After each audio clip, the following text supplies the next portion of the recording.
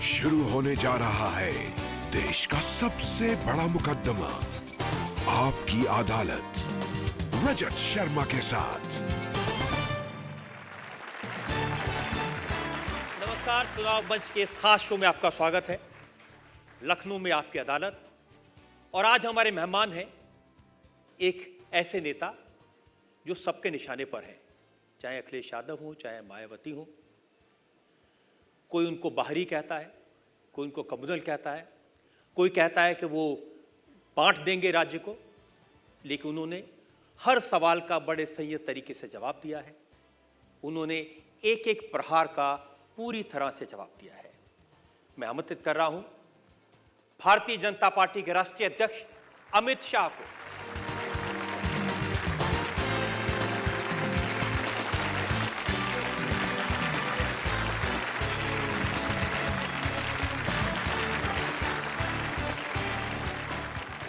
Bharatiya Janata party के अध्यक्ष अमित शाह हमारे मेहमान हैं। इन पर मुकदमा चलाएं, इनसे सवाल पूछें।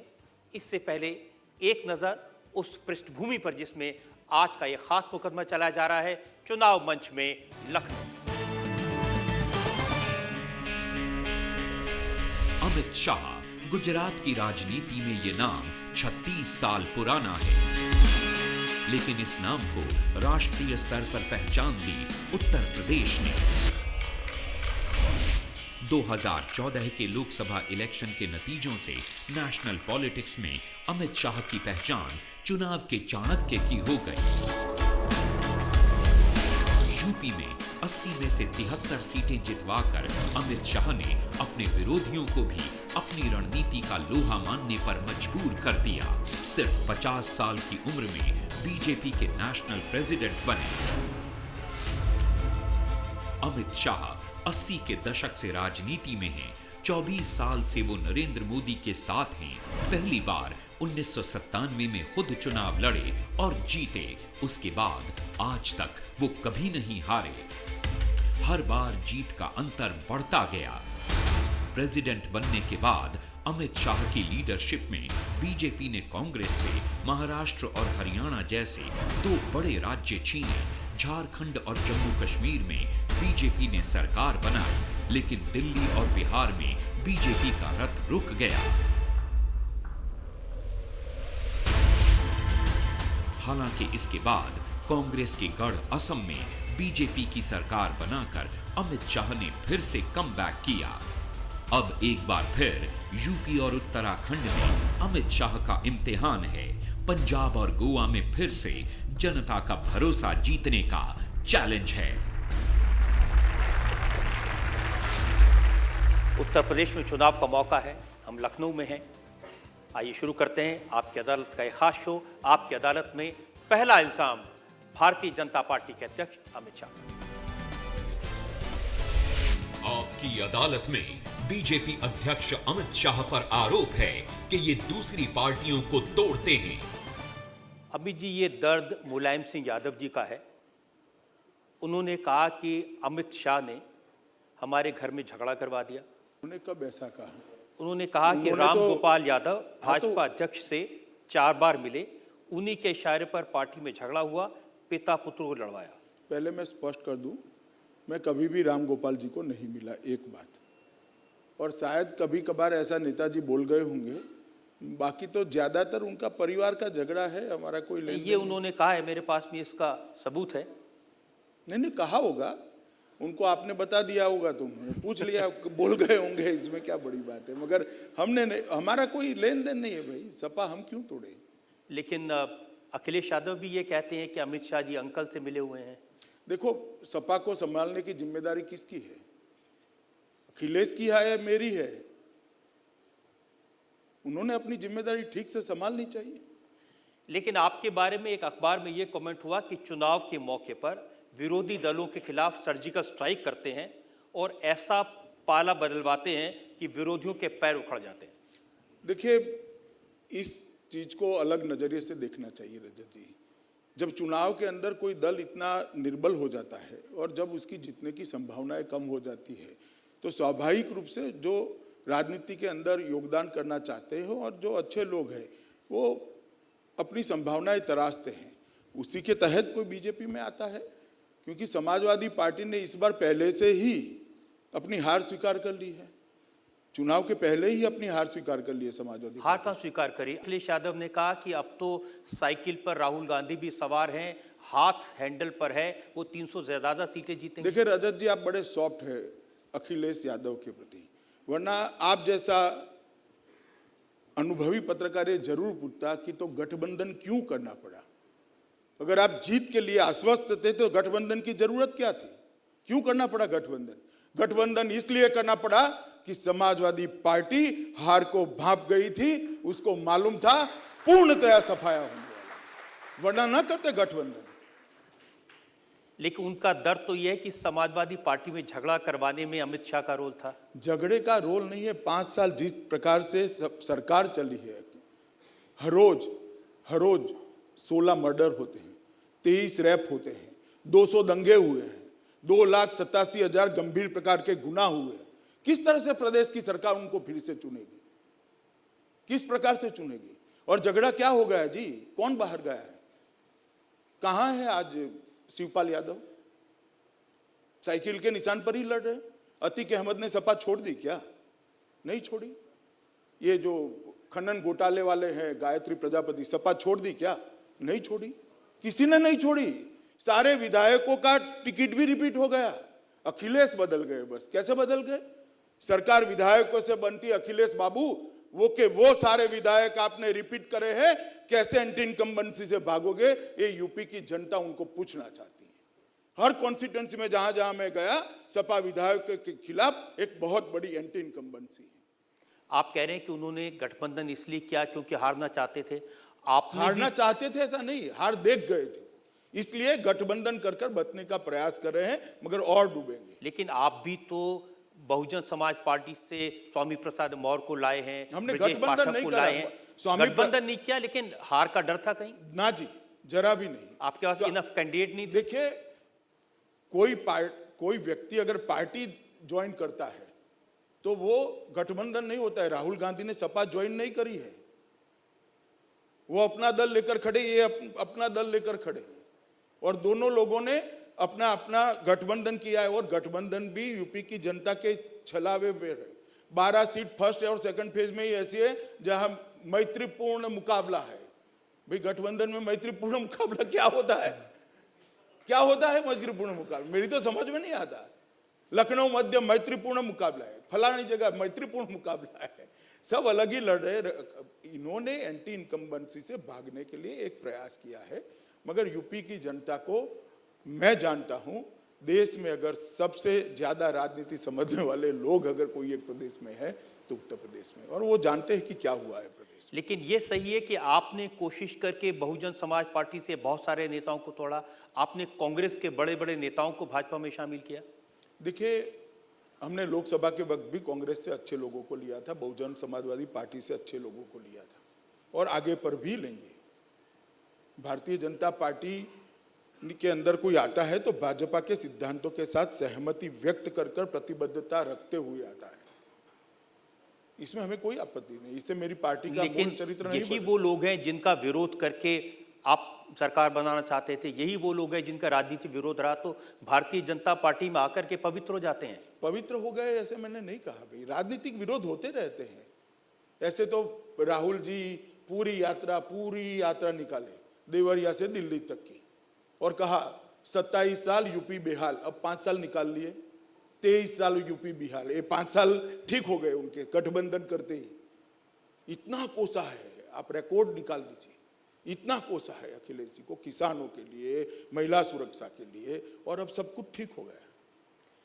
लेकिन अगर आप अपनी पार्टी में लोग ले सकते हैं, मुख्तार अंसारी अगर बहुजन समाज पार्टी में शामिल हो जाए तो उससे शिकायत क्यों? देखिए, हमने मुख्तार अंसारी की शिकायत नहीं की। जिसको रखना है वो रखे, उनको मुबारक है, हमें नहीं चाहिए।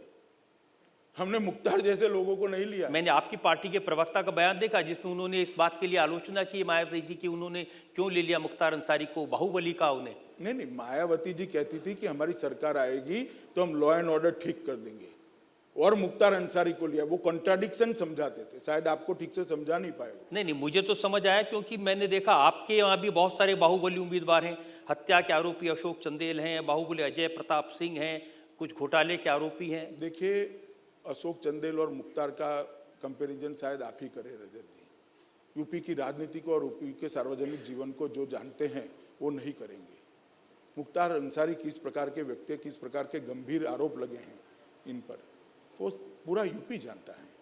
नहीं, लेकिन आपसे भी तो अपेक्षा थी कि आप जो उम्मीदवारों को उतारेंगे, चाहे वो किसी पार्टी से आए हों, लेकिन अच्छी छवि वाले लोगों को उतारेंगे। देखिए, किसी पर भी कोई सजा याफ्ता हो या केस सिद्ध हो गया हो, ऐसे किसी व्यक्ति को नहीं लिया। और आप जो नाम ले रहे हैं उसकी भी सूची कोई लंबी नहीं है, 2, 3, 4 की होगी। और वो भी इसलिए होगी कि भाई उन पर जो आरोप है वो भी सिद्ध होना बाकी होगा, या तो आरोप कई बार उत्तर प्रदेश की राजनीति में राजनीतिक रूप से भी लगाए जाते हैं। अमित जी, आप बार बार बात करते रहे वंशवाद की, परिवारवाद की। मोदी जी ने बीजेपी की कार्यकारिणी में कहा कि पिता पुत्र को टिकट देने के लिए प्रेशर मत डालो, लेकिन जो लिस्ट है कैंडिडेट्स की उसमें बहुत सारे लोग हैं जो परिवार के उनके पिता राजनीति में हैं, किसी का पुत्र, किसी की पुत्री, किसी रिश्तेदार। देखिए रजत जी, मैं वंशवाद की चीज़ को थोड़ा अच्छा कि आपने सवाल पूछा, क्योंकि हमारे विरोधी भी बहुत पूछते हैं, मगर मैं इसको स्पष्ट करना चाहता हूँ। वंशवाद कैसे, किसको कहते हैं?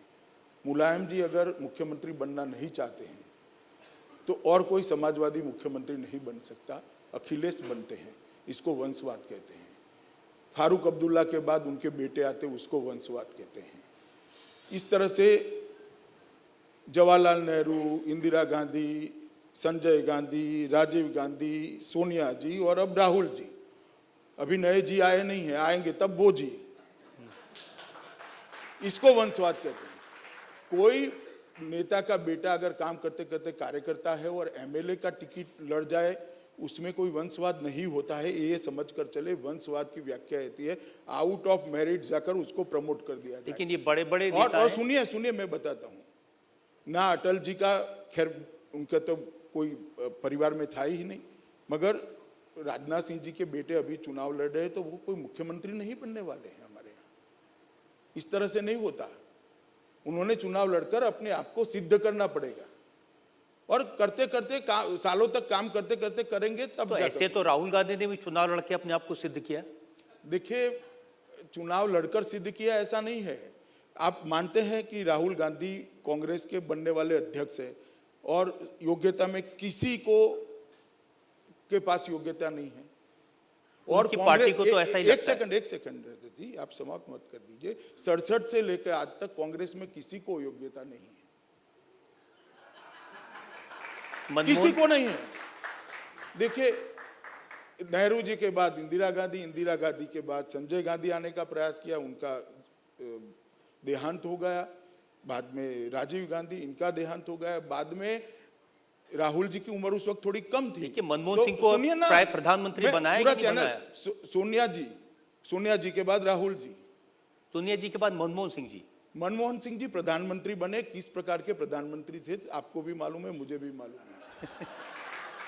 लेकिन इस समय मैं ये जानना चाहता हूं कि राजनाथ सिंह के बेटे, ब्रजभूषण शरण सिंह के बेटे, स्वामी प्रसाद मौर्य के बेटे, लालजी टंडन के बेटे, रंजना वाजपेयी के बेटे, इन सबको टिकट दिया इस बार। नहीं, ठीक है, 400 में से 7-8 बेटे होंगे, इससे ज्यादा नहीं है। और ये सभी लोग, कोई ऐसा नहीं कह सकता कि सार्वजनिक जीवन में नहीं है या सीधे आ गए। पंकज सिंह 3 टर्म से हमारा राष्ट्र प्रदेश का महामंत्री है, युवा मोर्चे का अध्यक्ष रहा, उसका कैरियर है 16 साल पुराना, और अब एमएलए का टिकट दिया है। तो अब ये तो आरोप नहीं लगा सकते कि मुलायम सिंह का पूरा परिवार मैदान में है। नहीं, पूरा या देखिए भाई, नेहरू गांधी परिवार मैदान में है। आप सपा के सारे सांसदों के नाम बोलिए। एक है मुलायम सिंह जी, एक है डिम्पल जी, एक है राम गोपाल जी के बेटे जी, और एक है उनके भतीजे जी। सारे वही है यहाँ, तो सारे के सारे, उनके अलावा कोई नहीं है। आप समझ रहे हो मेरी बात, दोनों के बीच का अंतर? यहाँ कुछ है, वहां सब वो है। अमित जी, उत्तर प्रदेश के चुनाव में बहुत सारे सवाल भारतीय जनता पार्टी के बारे में उठे हैं, आपके बारे में उठे हैं। एक ब्रेक के लिए मुझे रुकना है, और ब्रेक के बाद आपकी अदालत में अमित शाह पर इल्जाम और सवाल आपका देखिए, आपने गोवा में तो डिक्लेयर किया ना, रक्षा मंत्री मनोहर पर्रिकर हो सकते हैं अगर हो चुनाव के सकते बाद। हैं ऐसा। तो यहाँ भी कुछ कहते हैं गृह मंत्री राजनाथ सिंह हो सकते हैं। रजत जी, कम से कम मेरी पार्टी तो मुझ पर छोड़ दीजिए भाई साहब, आप क्यों चला रहे हैं?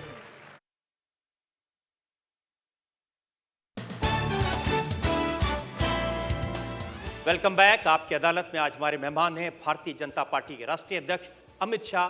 हम लखनऊ में हैं, चुनाव का मौका है और चुनाव के मौके पर यह खास आपकी अदालत। अगला इल्जाम अमित शाह। आपकी अदालत में बीजेपी अध्यक्ष अमित शाह पर आरोप है कि इनके दोहरे मापदंड हैं। अमित जी, आप हमेशा से ये कहते रहे कि उत्तर प्रदेश में 3.5 चीफ मिनिस्टर हैं, अब तो 2.5 निकल गए, एक ही बचे। एक भी नहीं बचेगा, हमारा बनेगा। मैं समाजवादी पार्टी के रेफरेंस में कह रहा था। कैसे बनेगा? आपके पास तो कोई उम्मीदवार ही नहीं है मुख्यमंत्री बनने का। आप देखिएगा परिणाम के दिन। नहीं, लेकिन ये सच है महाराष्ट्र में भी हमारे पास कोई उम्मीदवार नहीं था, ऐसा आपका आरोप था। झारखंड में भी था, हरियाणा में भी था। तीनों जगह आज भाजपा के मुख्यमंत्री बैठे हैं और अच्छे से राज्य चला रहे हैं। देखिए, आपने गोवा में तो डिक्लेयर किया ना, रक्षा मंत्री मनोहर पर्रिकर हो सकते हैं अगर हो चुनाव के सकते बाद। हैं ऐसा कहा। तो यहाँ भी कुछ कहते हैं गृह मंत्री राजनाथ सिंह हो सकते हैं। रजत जी, कम से कम मेरी पार्टी तो मुझ पर छोड़ दीजिए भाई साहब, आप क्यों चला रहे हैं? नहीं तो ये तो आपके सारे विरोधी कह रहे हैं कि भारतीय जनता पार्टी के पास में एक नेता ऐसा नहीं है जिसको उत्तर प्रदेश के मुख्यमंत्री का प्रोजेक्ट किया जा सके। देखिए, भारतीय जनता पार्टी की कैडर को उत्तर प्रदेश की जनता भी जानती है और पूरा देश जानता है। जहाँ जहाँ हमने मुख्यमंत्रियों का चयन किया, वो सभी लोग आज अच्छे से राज्य चला रहे हैं। वो सभी लोग संगठन से आए हुए लोग हैं और मंजे हुए नेता हैं। उत्तर प्रदेश में भी हमारा बहुमत निश्चित आने वाला है और उसके बाद तुरंत ही भारतीय जनता पार्टी तय करेगी कि कौन मुख्यमंत्री हो। अखिलेश यादव ने कहा था कि हमारी काम ऐसा है, हमारी परफॉर्मेंस ऐसी है उत्तर प्रदेश में कि उस परफॉर्मेंस के दम पर और कांग्रेस के समझौते की वजह से 300 से ज़्यादा सीटें हम जीतेंगे। मैं अखिलेश जी के स्टेटमेंट पर कोई टिप्पणी करना नहीं चाहता, मगर परफॉर्मेंस पे जरूर टिप्पणी करना चाहता हूँ कि उनका परफॉर्मेंस कैसा है। मैंने आपको पहले ही बताया कि गंगा जमुना का पूरा मैदान, इतना सारा पानी उपलब्ध, मथुरा जमुना जी से 20 फुट दूर फ्लोराइड आ गया है। जमुना नदी के 20 फुट दूर फ्लोराइड वाला पानी लोग पीने के लिए मजबूर है। इनका परफॉर्मेंस है। कृषि विकास दर सारे देश में से नीचे से उल्टी गिनती करो तो 1, 2, 3, 4 में आते हैं। जीडीपी सारे देश में नीचे से गिनती करो तो 1, 2, 3, 4 में आते हैं। रोजगारी देश में गिनती करो तो नीचे से 1, 2, 3, 4 में आते हैं। और क्राइम में सारे के सारे हेड में ऊपर से 1 नंबर है।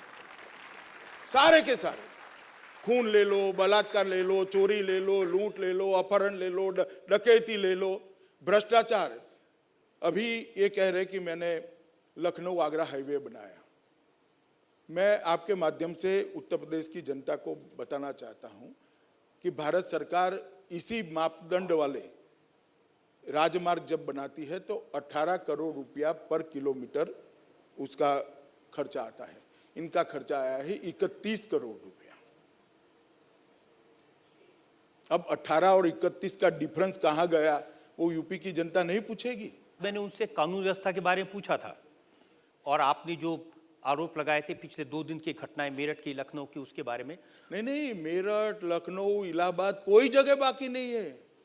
उन्होंने कहा जब अमित शाह आए तो उनसे पूछेगा कि वो मध्य प्रदेश के आंकड़े लेकर आए, राजस्थान के आंकड़े लेकर आए, देख लिए हमने आंकड़े, वो देख ले जरा, बस आप भी देख लीजिए, नेशनल क्राइम रिकॉर्ड ब्यूरो में उपलब्ध हैं। जब मैंने उनको क्राइम ब्यूरो के आंकड़े गिनाए तो उन्होंने कहा कि ये आपको भारतीय जनता पार्टी के अध्यक्ष से पूछना चाहिए कि उन पर कौन सी धाराओं के अंदर केस चले। बहुत धाराओं के ऊपर चला, मगर वो सारे केस अदालत ने ऐसे कहकर निरस्त कर दिए। रजत जी, आपको मालूम है, फिर भी आपने ये सवाल पूछा, इसलिए धन्यवाद आपका।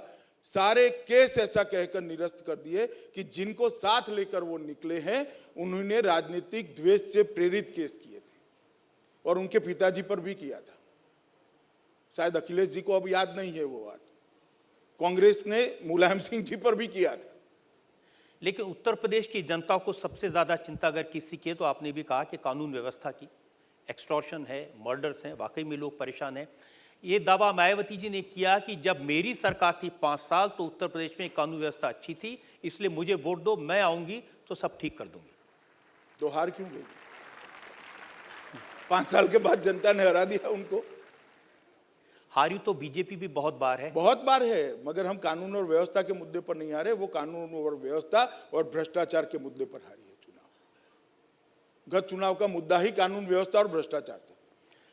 अखिलेश जी ने एक और इल्जाम लगाया, उन्होंने कहा कि केंद्र सरकार ने हमारी मदद नहीं की कानून व्यवस्था के लिए, पुलिस के मॉडर्नाइजेशन के जितने प्रोजेक्ट्स थे उनको केंद्र सरकार ने बंद कर दिया।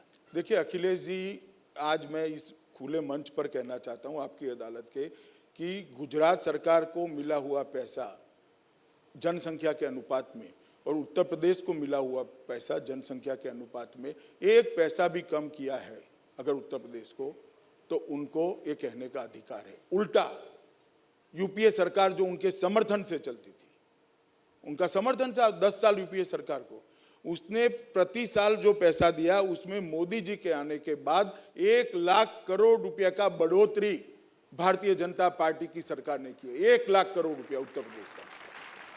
और अखिलेश ने बाकी सबका हिसाब छोड़ दे। नहीं, उन्होंने कहा पुलिस मॉडर्नाइजेशन के लिए जो पैसा था वो नीति आयोग ने बंद कर दिया। नहीं, नीति आयोग ने बंद नहीं किया है भैया, वो पैसा इस ग्रांट में, ग्रांट इनकी स्टेट की ग्रांट ही बढ़ा दी है। कानून और व्यवस्था सिर्फ मॉडर्नाइजेशन से नहीं होती है। उनके अपराध के आंकड़े उसमें से 70% उनके नेताओं के क्षेत्र में हुए जहां से एसपी के चुने हुए विधायक हैं। सारी की सारी जगह पे पुलिस का पूरा पॉलिटिसाइजेशन किया है। कोई प्राथमिकी दर्ज कराने जाएगा तो जाति और धर्म पूछकर प्राथमिकी दर्ज की जाती है। कैसे कानून और व्यवस्था ठीक रहेगी? तो बीजेपी कैसे इसको ठीक कर देगी? किया है हमने कई जगह पे किया है। उत्तर प्रदेश में तो काफी मुश्किल है। अगर पुलिस मुश्किल नहीं है रजत जी, हमारी पार्टी कोई जाति आधारित पार्टी नहीं है। हमारी पार्टी तुष्टीकरण कर कर अपनी वोट बैंक को संभालने का प्रयास नहीं करती किसी एक धर्म विशेष का। अगर ये 2 नहीं करते हैं तो कल को यूपी की कानून और व्यवस्था ठीक हो जाएगी और कुछ ज्यादा करने की जरूरत भी, मगर ये नहीं कर पाएंगे क्योंकि उनका पॉलिटिक्स का बेस ही ये है। लेकिन जब आपने टिकट बांटे हैं वो तो जाति के आधार पर ही बांटे होंगे। आप ऐसा मानते हैं, हमने नहीं बांटे। कोई जाति का पंडित, जाति की राजनीति का पंडित देख लेगा तो हमें तो बेवकूफ ही कहेगा इस तरह से बांटे हमने। तो आपको लगता है कि अगर जाति के आधार पर चुनाव न हो तो फिर कानून व्यवस्था सुधारने में? चुनाव नहीं, सरकार बनने के बाद जाति के आधार पर अगर आप सरकार चलाते हो तो कानून और व्यवस्था ठीक नहीं रहेगी।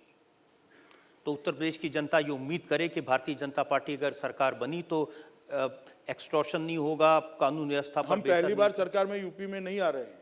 कल्याण सिंह की सरकार आज भी उत्तर प्रदेश की जनता को याद है। पूरे उत्तर प्रदेश के अंदर उस वक्त जो कानून और व्यवस्था की परिस्थिति थी, आज भी जो कल्याण सिंह की सरकार को कानून और व्यवस्था की परिस्थिति के लिए सब लोग याद करते, आज भी करते। उम्मीद है कि ये फैसला उत्तर प्रदेश की जनता करेगी। एक और ब्रेक के हम रुकेंगे और ब्रेक के बाद आपकी अदालत में अमित शाह पर लखनऊ केस आपकी अदालत में एक और इल्जाम। सुरेश राणा, उन्होंने कहा कि जीते तो मुरादाबाद, कैराना और देवबंद में मैं कर्फ्यू लगवा दूंगा। संगीत सोम, वोटिंग के वक्त दादरी कांड, मुजफ्फरनगर के दंगों को याद रखता। योगी आदित्यनाथ, उन्होंने कहा कि वैसी कार्रवाई करेंगे जैसी डोनाल्ड ट्रंप ने की है।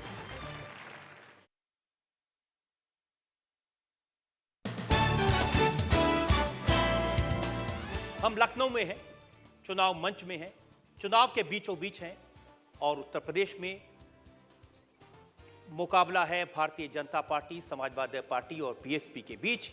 हमारे साथ हैं भारतीय जनता पार्टी के राष्ट्रीय अध्यक्ष। आपकी अदालत में अगला हिस्सा। आपकी अदालत में बीजेपी अध्यक्ष अमित शाह पर आरोप है कि ये वोट के लिए समाज को बांटते हैं।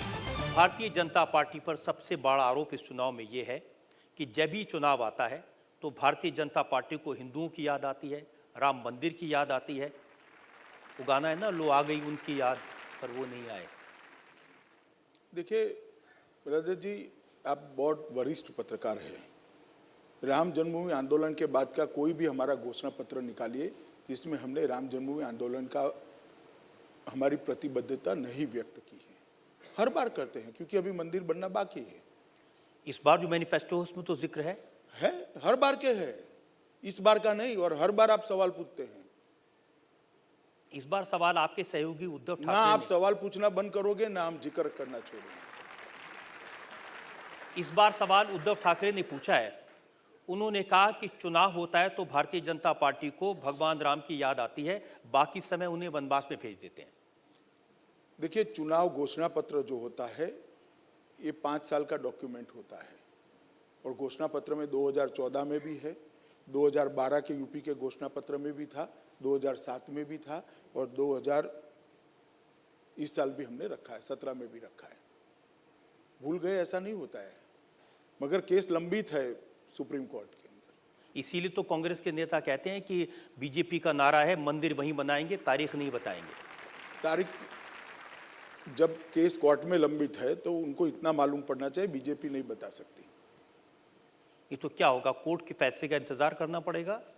रजत जी करेंगे, अभी कोर्ट ने अभी सुनवाई हो रही है उसकी, 1-2 डेट अभी गए हैं। जैसे ही केस आगे बढ़ेगा। और ये सवाल राम मंदिर से की वजह से नहीं है, ये इसलिए है कि क्या समाज को भारतीय जनता पार्टी के नेता चुनाव के वक्त पोलराइज करने की कोशिश करते हैं, ध्रुवीकरण की कोशिश करते हैं, बांटने की कोशिश करते हैं। जैसे आपकी पार्टी के जो नेता हैं उनके बयानों की बहुत लंबी लिस्ट है मेरे पास में, मैं आपको एक एक करके बताता हूँ। सुरेश राणा, उन्होंने कहा कि जीते तो मुरादाबाद, कैराना और देवबंद में मैं कर्फ्यू लगवा दूंगा। आगे संगीत सोम, वोटिंग के वक्त दादरी कांड, मुजफ्फरनगर के दंगों को याद रखना। योगी आदित्यनाथ, उन्होंने कहा कि वैसी कार्रवाई करेंगे जैसी डोनाल्ड ट्रंप ने की है। ये सब हिंदू मुसलमान के आधार पर समाज को बांटने की कोशिश नहीं है। देखिए रजत जी, 3 लाख वाक्य बोले होंगे, इसमें से 3 उठा लिए आपने। इसके साथ हमने कहा है कि हम किसानों का, सभी लघु और सीमांत किसानों का ऋण माफ कर देंगे, आप सवाल नहीं पूछोगे। हमने कहा है कि 0% पर सभी लघु और सीमांत किसानों को ऋण देंगे, आप सवाल नहीं पूछोगे। हमने कहा है कि हम सभी युवाओं को 1 GB कनेक्टिविटी के साथ जाति और धर्म के भेदभाव के बगैर लैपटॉप देंगे, आप नहीं पूछोगे।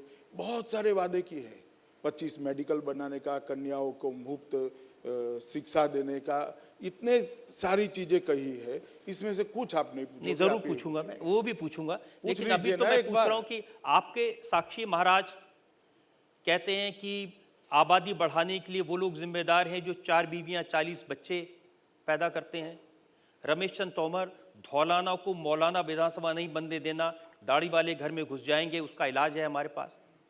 ये कम लोग नहीं है। नहीं, वो ठीक है, बोले होंगे, कहीं नहीं बोलना चाहिए, संयम रखना चाहिए, मगर इसका मतलब ये नहीं कि भारतीय जनता पार्टी ने यही बातें करी है। कभी कभार कोई बोल गया और हर पार्टी की सूची बनाओ तो इसका ऐसा कुछ ना कुछ निकल आएगा। लेकिन ऐसे पोलराइज करने वाले तो नहीं, इसीलिए मायावती जी बार बार मुसलमानों से कह रही हैं कि भारतीय जनता पार्टी को वोट मत देना, समाजवादी पार्टी को वोट मत देना, मुझे देना, क्योंकि मैं ही तुम्हारी रक्षा कर सकती हूँ इन लोगों से।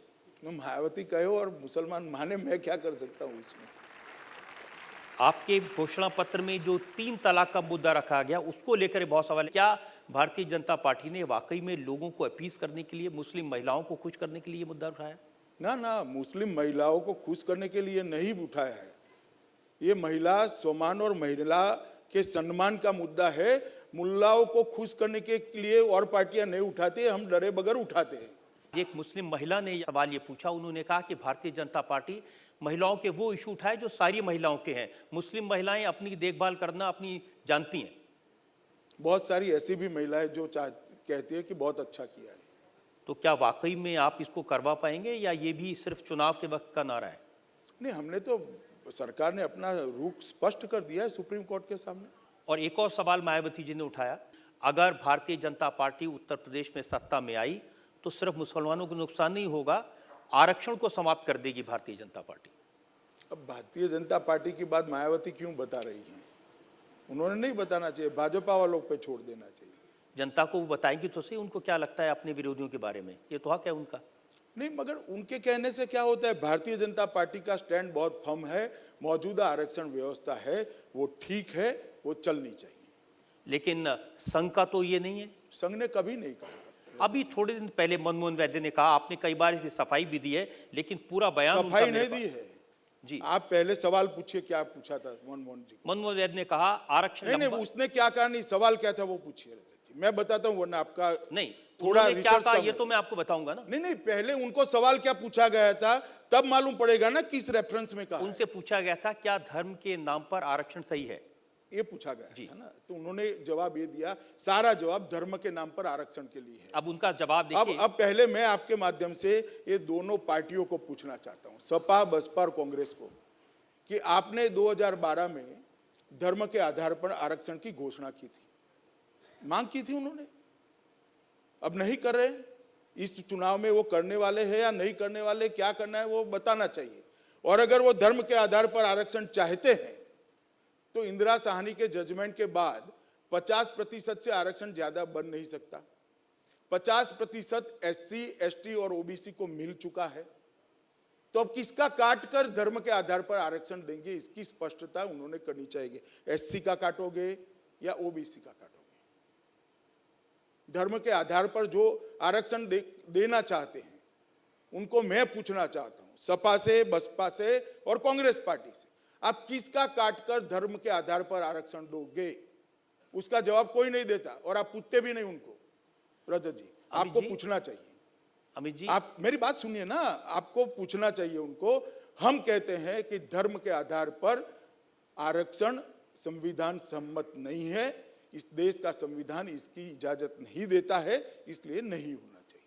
लेकिन संघ के प्रवक्ता मनमोहन वैद्य ने जो कहा वो सिर्फ वो धर्म पर आधारित नहीं है। धर्म पर आधारित मैं अगर पूरी बात उनकी पढ़ दूं फिर आप बताइए। पढ़ दीजिए। उन्होंने कहा कि आरक्षण लंबा चलेगा तो अलगाववाद पैदा होगा। ये धर्म के आधार पर आरक्षण के जवाब में है। अब समय आ गया कि पहले आप स्पष्टता स्वीकार करते जाइए। मैं मानता हूं। आगे अगर उनको पूरा बयान देखें, सभी को बेहतर शिक्षा हो जाए, समान अधिकार की बातें हो। उन्होंने कहा समिति का गठन करके आरक्षण की सही समीक्षा होनी चाहिए। वो धर्म के आधार पर बनाना चाहते हैं, सच्चर कमेटी के रेफरेंस में सवाल है। जी नहीं, उन्होंने कहा कि किसी भी राष्ट्र में आरक्षण की व्यवस्था हमेशा रहे, ये अच्छी बात नहीं है। अरे भैया, ये सारी चीजें धर्म के आधार पर आरक्षण के सच्चर कमेटी के रेफरेंस में बोल रहे हैं। आप सवाल नहीं बता रहे हो दर्शकों को, ये ठीक नहीं है। नहीं, मैंने तो आपको बताया सवाल क्या है। मुझे नहीं बताया ना, उसको सवाल क्या पूछा गया। उसका सवाल ये था कि सच्चर कमेटी ने धर्म के आधार पर आरक्षण की मांग की है, आपका इसके बारे में क्या कहना है? अमित जी, ये पहली बार नहीं हुआ ना, बिहार के चुनाव के पहले भी बिहार के चुनाव में भागवत जी का बयान आया था। चुनाव में भी कहीं पर ऐसा नहीं किया, और फिर भी इसके बाद संघ ने रिजॉल्व कर तय किया है, प्रस्ताव पारित कर कहा है कि हम अभी की आरक्षण व्यवस्था के साथ सहमत है। लेकिन आपको नहीं लगता कि जब इस तरह की बातें आएंगी जनता में तो उसका नुकसान होगा भारतीय जनता जरा पार्टी? भी नुकसान नहीं होगा, क्योंकि हमारा दिल साफ है। रजत जी, हमारा दिल साफ है। भारतीय जनता पार्टी और राष्ट्रीय स्वयंसेवक संघ दोनों आरक्षण के मुद्दे पर स्पष्ट है कि अभी का जो आरक्षण की व्यवस्था है वो चलनी चाहिए और समीक्षा नहीं होनी चाहिए। कभी नहीं कहा हमने समीक्षा होनी चाहिए। जो भी बयान मनमोहन वैद्य के हैं या मोहन भागवत के, उससे ये अर्थ निकलता है कि इसकी समीक्षा होनी चाहिए। मगर रेजोल्यूशन आपको चाहिए तो मैं कल भेज दूंगा। उसके बाद में आपने जो विवाद खड़ा किया, ऐसा ही कई लोगों ने विवाद खड़ा करने का प्रयास किया। किसी भी संगठन की नीति रेजोल्यूशन से स्पष्ट होती है, और रेजोल्यूशन की कॉपी मैं आपको भेज दूंगा। नहीं, कॉपी भेजने की जरूरत नहीं, आपकी बात है, मैं उसका विश्वास करता हूं। अच्छी बात है रजत जी। एक और ब्रेक के लिए रुकेंगे और ब्रेक के बाद आपकी अदालत में अमित शाह पर इल्जामात और सवालात का आएंगे। जब टिकट देने की बात आती है तो आपके यहाँ एक भी मुसलमान कैंडिडेट को टिकट क्यों नहीं दिया गया? क्या इस तरह से सबका साथ सबका विकास होगा? आप टिकट को विकास कहते हैं?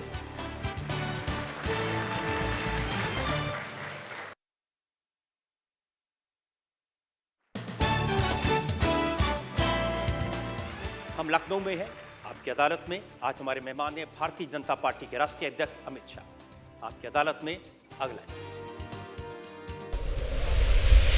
आपकी अदालत में बीजेपी अध्यक्ष अमित शाह पर आरोप है कि ये सुहाने सपने बेचते हैं।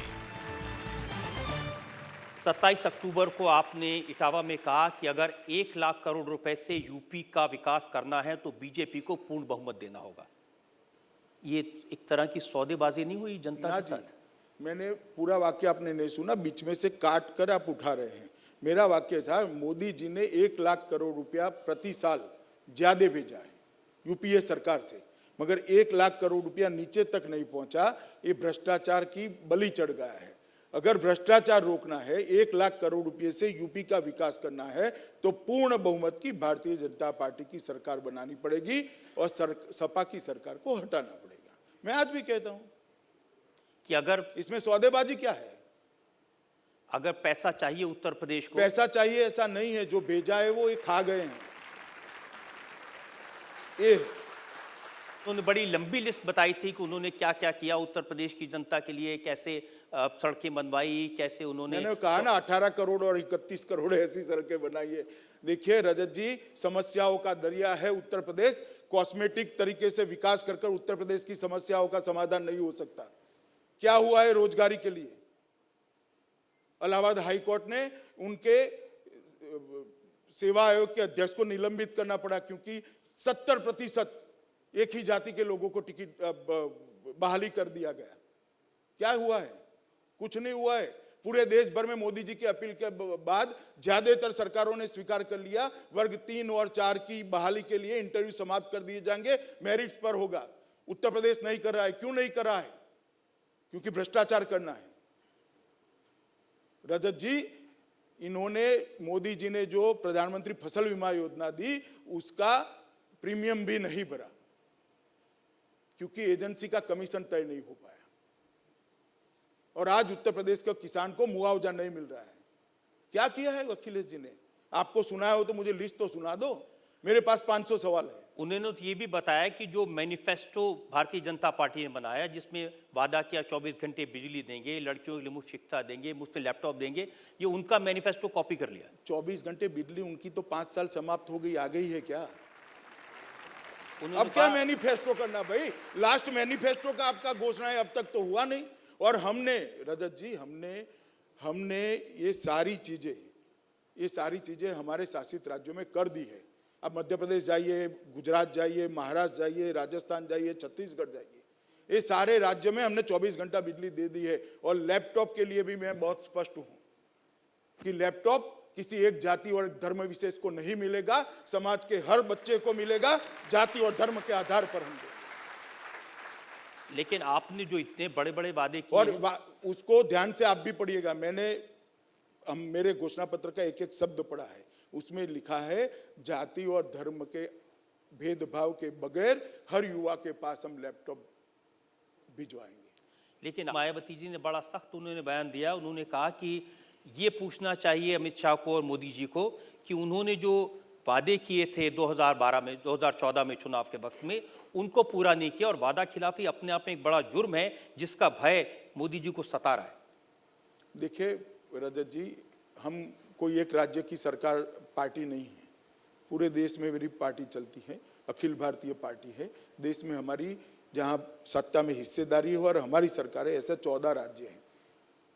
और हम अकेली ऐसी पार्टी है जो बार बार चुनकर आती है। मैं आपको बताता हूं, अब कम्युनिस्ट भी चुनकर नहीं आते बार बार। भारतीय जनता पार्टी अकेली पार्टी है जो परफॉर्मेंस के आधार पर चुनकर आती है। गुजरात हो, मध्य प्रदेश हो, राजस्थान हो, गोवा हो, बार बार चुनकर आए हैं। अगर वादा खिलाफी करते तो जनता हमें मैंडेट न देती। कुछ वादे याद दिलाए हैं, जैसे 2014 में कहा गया था कि हर साल 2 करोड़ लोगों को रोजगार मिलेगा। देखिए रजत जी, 2 करोड़ से ज्यादा रोजगार दे दिया है हमने। प्रधानमंत्री जी की जो छोटे उद्यमियों को लोन देने की योजना है, इसके अंदर अब तक 3 करोड़ 87 लाख लोगों को स्वरोजगार दिया गया है। और किसानों को वादा किया था मिनिमम सपोर्ट प्राइस का 50% ज्यादा मिलेगा फायदा। मिनिमम सपोर्ट प्राइस में अब तक हम 22% ही बढ़ा पाए हैं, मगर हमारा वादा 5 साल का है रजत जी, अभी 2.5 साल बाकी है। और मजदूरों का पेंशन, स्वास्थ्य बीमा, असंगठित क्षेत्र के मजदूरों के लिए स्वास्थ्य बीमा का वायदा हमारा पूरा हो गया, उन्होंने पढ़ा नहीं है। और पेंशन के अंदर मिनिमम पेंशन हमने 1,000 रुपये का कर दिया, जो 13 रुपया, 15 रुपया, 17 रुपया था। वो पूछते जाइए आप एक। हाँ बिल्कुल। और ये उन्होंने इल्जाम लगाया कि जो डीमोनेटाइजेशन हुआ, इसके बाद भारतीय जनता पार्टी की सरकार ने लोगों को लाइन में खड़ा कर दिया, गरीब लोगों को। देखिए, तो मायावती और आपके विचार समान है रजत जी। आप भी डिमोनेटाइजेशन के खिलाफ हो और नहीं, मैं डिमोनेटाइजेशन के खिलाफ नहीं हूं, मैं उससे लोगों को होने वाली परेशानी के खिलाफ रहा। देखिए रजत जी, डिमोनेटाइजेशन एक बहुत बड़ी श्रृंखला का एक आगे का कड़ी है। डिमोनेटाइजेशन को आइसोलेशन कर नहीं देखा जा सकता, उसके बाद में आया। हम भी पॉलिटिकल पार्टी चलाते हैं ना, विश्व की सबसे बड़ी पॉलिटिकल पार्टी। हमें भी पार्टी चलाने में तकलीफ होगी, फिर भी हमने फैसला किया भ्रष्टाचार को इस देश की राजनीति से बाहर करने के लिए, काले धन को इस देश की राजनीति के बाहर करने के लिए, कि कोई भी पॉलिटिकल पार्टी 2,000 रुपये से ज्यादा चंदा नहीं दे सकती। मैं मानता हूं रजत जी, ये साहस नरेंद्र मोदी के अलावा इस देश की राजनीति में किसी के अंदर नहीं। जो स्वयं एक राजनीतिक पार्टी का नेता है, सबसे बड़ी राजनीतिक पार्टी का नेता है, और कहता है कि चंदा 2,000 रुपये से ज्यादा कैश राजनीतिक पार्टियां नहीं ले पाएगी। ये बहुत बड़ा फैसला है अपने आप में। जो अखिलेश यादव ने कहा सुबह, वो मैं आपको बताता हूं। उन्होंने कहा कि मजदूरों का नुकसान हुआ, आगरा में, बनारस में, मुरादाबाद में लोगों की नौकरियां चली गई, बिजनेस चौपट हो गए। देखिए, अखिलेश जी का आरोप है, और मैं चाहता हूं कि अखिलेश जी डिमोनेटाइजेशन को मुद्दा बनाए चुनाव का। वो तो इसके बारे में बात कर ही रहे। नहीं, बात कर रहे, चुनावी सभा में नहीं बोलते भैया, नहीं बोलते हैं। मोदी मोदी लगता है, कल आगरा के शो में भी मोदी मोदी के नारे लग गए, इसलिए सभा में नहीं बोलते हैं। उन्होंने ये भी कहा कि ट्रेडर्स को, इंडस्ट्रिस्ट को नुकसान हुआ। उन्होंने आकर मुख्यमंत्री से शिकायत की है उत्तर प्रदेश के व्यापारियों ने। अरे, मैं मेरठ कल गया था, दिन दहाड़े व्यापारियों को गोली लगा देते हैं, लखनऊ में लगा देते हैं, इलाहाबाद में लगा देते हैं। कुछ रुपयों का नुकसान हुआ होगा 1-2 महीने के लिए, मगर जान चली जाती है। अखिलेश, जान की चिंता करो भैया। व्यापारी महफूज ही नहीं है तो कैसे व्यापार करेगा, बताइए। उन्होंने वादा किया उसकी जांच करवाएंगे, वो कैसे हुआ है? जांच कराकर क्या होता है? तो हर रोज 23 हत्याएं होती है, क्या जांच कराएंगे, बताइए आप मुझे। अभी कल जो लखनऊ में हुआ, परसों रजत जी, बेटे को मार दिया, मारने वाला जेल में बैठा है, और जेल में बैठा है, बाप गवाही न दे इसलिए जेल में से बैठकर बाप को मरवा दिया। क्या जांच कराएंगे? कैसे उत्तर प्रदेश में विकास होगा? कैसे व्यापार बढ़ेगा? कैसे कोई उद्योग लगाएगा? कैसे नौकरी बढ़ेगी? डिमोनेटाइजेशन छोड़ो, सपा के गुंडों को कब्जा रखो तो भी यहां भला हो जाएगा उत्तर प्रदेश का। सारे उत्तर प्रदेश के हर गांव में सपा के लोगों ने जमीन कब्जा कर रख दी है रजत जी। मथुरा के हाट में इतनी बड़ी हजारों सैकड़ों हेक्टर जमीन, राम वृक्ष नाम का एक व्यक्ति 3 साल तक हत्या कर बैठ गया। पुलिस छुड़वाने गई, कलेक्टर छुड़वाने गया, कोर्ट के ऑर्डर के बाद उस पर गोलियां चला दी, 2 दरोगा मर गए। कैसे यूपी के अंदर विकास हो सकता है? उन्होंने कहा कि 100 नंबर की सर्विस शुरू की है, पुलिस 15 मिनट में पहुंच जाती है अब तो। वहां क्या हुआ था? क्यों लखनऊ में आधे घंटे तक 25 गोलियां चली, पुलिस नहीं पहुंची? अरे, मेरठ में आधे घंटे तक गोलीबार हुआ है, 25 गोलियां चली लखनऊ के बाजार में, 4 व्यापारी घायल हो गए, एक नौजवान मारा गया। क्यों पुलिस नहीं पहुंची रजत जी? ये सारे कोरे वादे हैं, और 2 शाहजादों को मिलने से उत्तर प्रदेश की बदहाली दूर नहीं होगी। मैं बताता हूं आपको, अगर ये मानते कि सारी चीजों पर ये उनका रोड शो पर्दा डाल देगा तो ये कभी नहीं होता। यूपी की जनता सब जानती है, हर गांव में उनके एमएलए के खिलाफ एंटी इनकम्बेंसी है, उनकी सरकार के खिलाफ एंटी इनकम्बेंसी है। जनता तय कर बैठी है रजत जी कि सपा सरकार को उखाड़ कर फेंक देना है। लेकिन आपको नहीं लगता कि उन्होंने अपनी पार्टी से ऐसे तत्वों को बाहर कर दिया तो अब स्लेट 3 साफ नाम है? बोलिए आप, 3 नाम। किसको बाहर कर दिया? मुलायम सिंह जी को ही बाहर कर दिया उन्होंने। मुलायम सिंह जी को बाहर नहीं किया, उन्होंने संरक्षक बनाया। आगे बोलिए। वो सिर्फ कहने की और बात। रोज कहते हैं कि मुझे आशीर्वाद चाहिए। आगे उन्होंने नाम बोलिए। शिवपाल जी को सिर्फ एक टिकट शिवपाल दिया, जी को टिकट दिया है, उनके सारे साथियों के तो टिकट काट भैया दिए। टिकट क्यों दिया? कौन साथी का? गायत्री प्रजापति का कटा है क्या? पवन पांडे का कटा है क्या? किसका टिकट कटा? आप कह रहे हैं रजत जी, आपका स्टडी थोड़ा आधा अधूरा है। सारे के सारे वो है, सिर्फ साथ में राहुल गांधी आ गए हैं तो एक ही से ही प्रदेश परेशान था, अब दो आ गए, 12 लाख करोड़ का घोटाला करने वाला भी आ गया।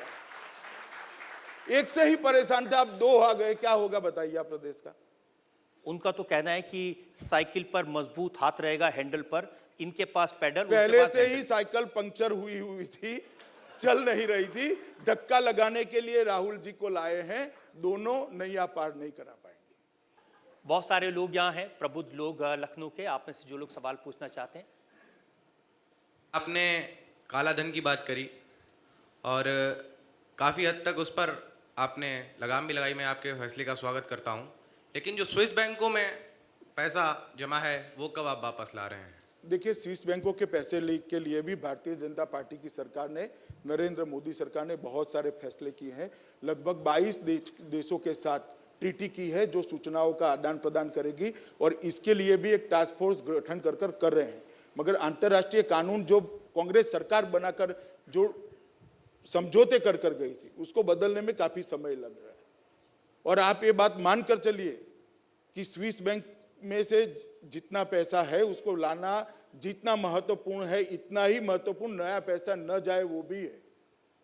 तो हम दोनों मोर्चे पे लड़ रहे हैं, नया पैसा स्विस बैंक में न जाए इसके लिए भी लड़ रहे हैं, उसको वापिस आने के लिए भी लड़ रहे हैं। अखिलेश जी ने इसका जिक्र किया था, उन्होंने कहा कि जब एमनेस्टी स्कीम सरकार ने लगाई तो इनकम टैक्स के अफसरों ने, व्यापारियों ने शिकायत की है कि व्यापारियों से जबरदस्ती कहा कि आप इसमें पैसा डालिए। देखिए रजत जी, आप कुछ भी कह लीजिए, कोई व्यापारी कभी एमनेस्टी स्कीम में उसके पास काला धन नहीं है तो घोषित ही नहीं कर सकता, लाएगा कहाँ से?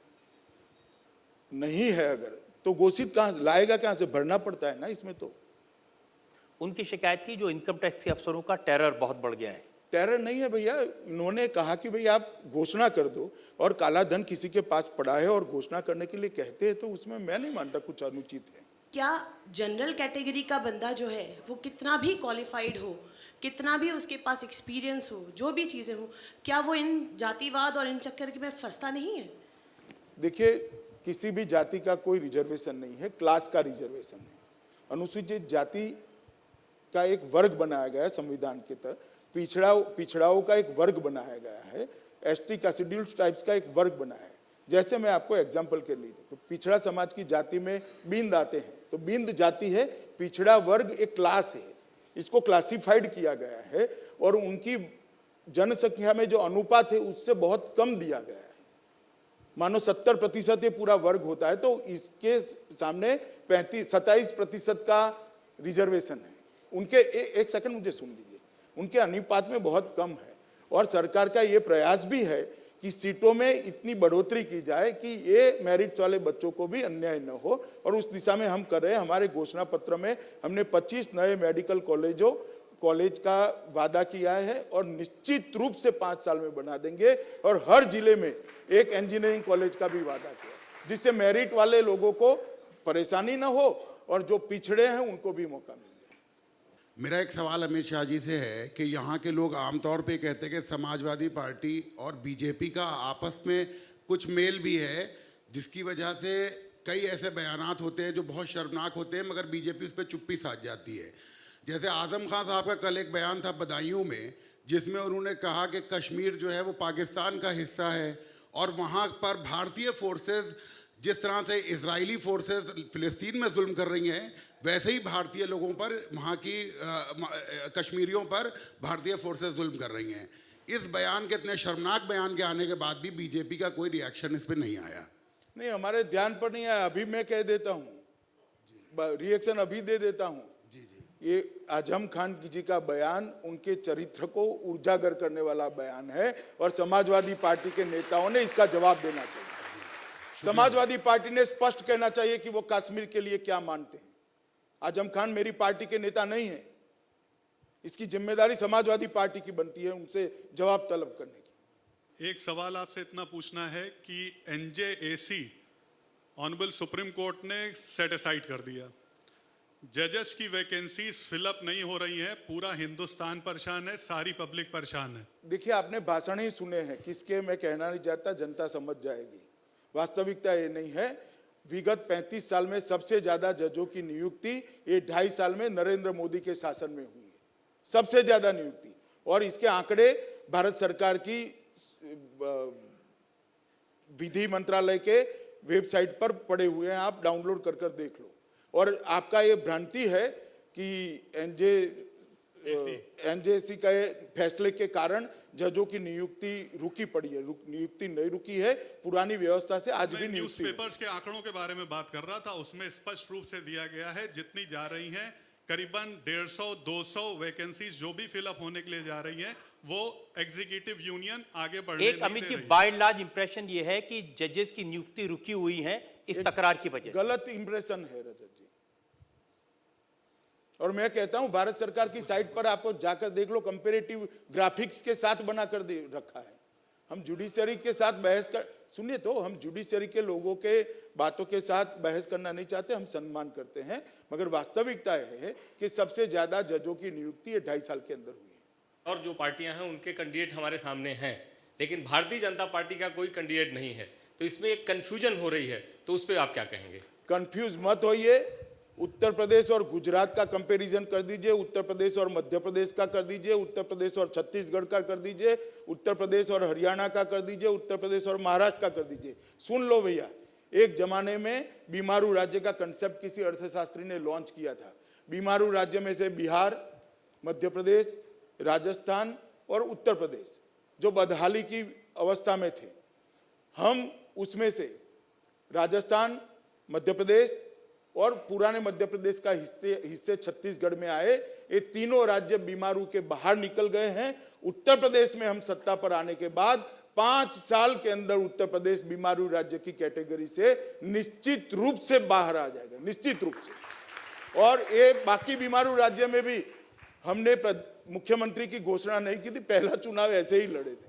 लेकिन उनका सवाल है कि उत्तर प्रदेश में बाकी दोनों पार्टियों के मुख्यमंत्री उम्मीदवार सामने हैं, भारतीय जनता पार्टी का नहीं है, इसलिए जनता के मन में कंफ्यूजन है। बाकी दोनों पार्टियों में कोई और नेता ही नहीं है।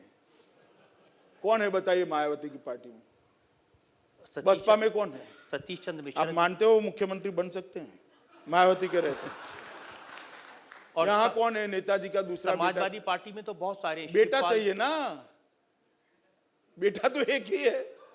माननीय अध्यक्ष जी कह रहे थे कि 18 करोड़ की सड़कें और 31 करोड़ की सड़कें, और यादव सिंह प्रकरण चल रहा है एलडीए में वहाँ नोएडा का, तो जब सीबीआई आपके पास है तो आप जांच करवा करके उन पे कार्रवाई क्यों नहीं करते हैं? सड़क की जांच जब तक वो हमें नहीं सौंपते हम नहीं कर सकते।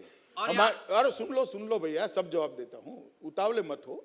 और सुन लो, जितना भी करप्शन हुआ है, चाहे बुंदेलखंड का खनन घोटाला है, यादव सिंह हो, या सड़क का घोटाला है, या बिजली का घोटाला है, सारे के सारे करप्शन की जांच भी होगी और करने वाले निश्चित समय मर्यादा में जेल में भी जाएंगे, ये समझकर चलो। लेकिन यादव सिंह जी का केस तो हाई कोर्ट ने, सुप्रीम कोर्ट ने उत्तर प्रदेश की सरकार के विरोध के बावजूद सीबीआई को सौंप दिया। हाँ, तो वहां पर जेल में गए ही है और आगे की परतें भी खुल रही है। रजत जी, यादव सिंह आज जेल में ही है, आगे की परतें भी खुल रही है, मगर हम खोलेंगे तब आप आपकी अदालत में पूछोगे वेंडेटा का पॉलिटिक्स है कि बदले की कार्यवाही है। इस वक्त ऐसा मत अगर कोई आरोप लगाएगा तो पूछना पड़ेगा। नहीं, वो तो पूछना पड़ेगा, मगर तथ्य भी देखने पड़ेंगे। आज आपने पूछा है, वो भी याद कर रखना पड़ेगा। बहुत सारे लोग ये कहते हैं कि राम गोपाल जी पर इसी बात का प्रेशर डाल दिया बीजेपी ने। उनका परिवार का मामला है, इस पर मैं कोई टिप्पणी करना नहीं चाहता। और बाय एंड लार्ज एक प्रयास है कि लोगों का ध्यान भटकाया जाए चीजों से। जब कभी भारतीय जनता पार्टी बात करती है तो हिंदुत्व की बात करती है और ये कहती है सबका साथ सबका विकास, परंतु जब टिकट देने की बात आती है तो आपके यहाँ एक भी मुसलमान कैंडिडेट को टिकट क्यों नहीं दिया गया? क्या इस तरह से सबका साथ सबका विकास होगा? आप टिकट को विकास कहते हैं? हम विकास करने के लिए राजनीति में नहीं आए भैया। सबका साथ सबका विकास क्या होता है मैं समझाता हूं। जब 24 घंटा बिजली कैसे हर एक प्रदेश में पहुंचती है तो मुसलमान के घर में भी पहुंचती है। हर घर में शौचालय बनता है तो मुसलमान के घर में भी बनता है। भ्रष्टाचार बंद होता है तो मुसलमान के लिए भी बंद होता है। तो ये विश्वास दिला सकते हैं कि अगर उत्तर प्रदेश में भारतीय जनता पार्टी की सरकार बनेगी तो हिंदू और मुसलमान के बीच भेदभाव नहीं होगा? रजत जी, मेरी एक सरकार नहीं है, 14 सरकारें चल रही है और सब जगह ऐसा ही है। आप जाकर देखिए, हर मुसलमान के घर में गुजरात में बिजली पहुंच गई है। और सच्चर कमेटी की रिपोर्ट उठाकर देखिए, सबसे ज्यादा मुसलमानों को रोजगारी देने का काम भारतीय जनता पार्टी ने किया, मगर मेरिट्स में किया है, वोट बैंक के लिए नहीं किया है। उत्तर प्रदेश में इसलिए क्योंकि उत्तर प्रदेश में भारी संख्या में मुसलमान भाई बहन रहते हैं। संख्या ही भारी है, यहाँ पर जनसंख्या ही भारी है। हम अभी आपसे ये भरोसा चाहते हैं कि बीजेपी के आने के बाद ये जो अपराध है और ये जो भ्रष्टाचार है ये खत्म कर देंगे आप। देखिए, बीजेपी की सरकार यहाँ पर कल्याण सिंह की सरकार बनी थी, राजनाथ सिंह जी की सरकार बनी थी, राम प्रकाश गुप्ता जी की सरकार बनी थी, और सबसे कम दंगे, अगर सबसे कम अपराध हुआ, सबसे कम दंगे हुए तो वो सरकारों में हुए थे। ये अखिलेश सरकार के 5 साल के शासन में 200 दंगे हुए, 200 दंगे, जिसका कोई जवाब नहीं। यही भरोसा चाह रहे हैं सर आपसे। जी निश्चित भरोसा रखिए, भारतीय जनता पार्टी आएगी तो किसी के साथ भेदभाव रखे बगैर अपराध करने वालों पे दंडित करने वाली कठोर कार्यवाही। बहुत धन्यवाद। अमित जी, आपने उत्तर प्रदेश की जनता के अंदर जो शक थे, सवाल थे, उन सबके बड़ी बेबाकी से जवाब दिए। हम आज का कार्यक्रम यहीं खत्म करते हैं। अमित शाह पर हमने मुकदमा चलाया, उनके जवाबों में कितना दम है, कितनी सच्चाई है, वादों में कितनी ताकत है, इसका फैसला उत्तर प्रदेश की जनता करेगी। चुनाव का माहौल है, हम इंतजार करेंगे उत्तर प्रदेश की जनता के फैसले का, अमित शाह के आज के इस मुकदमे पर।